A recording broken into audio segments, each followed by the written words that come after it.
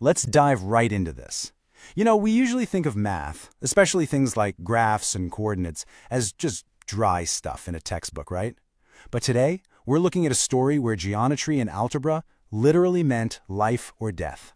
We're heading back to the early 18th century to see how these exact mathematical tools ended up conquering the oceans.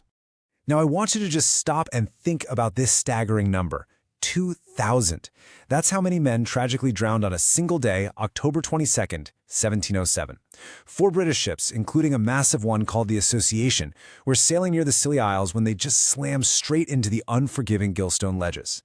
To this day, it remains one of the absolute worst maritime disasters in British history. But why did it actually happen? Well, the crazy thing is, the tragedy of the Association wasn't a failure of sailing skills, or bad shipbuilding, or a lack of bravery. Actually, it was a failure of math. The admiral in charge simply couldn't pinpoint his exact location on the ocean. To know exactly where you are, you absolutely need 2 intersecting coordinates, right? But he only had one, his latitude. Without that second line, longitude, he was basically sailing blind on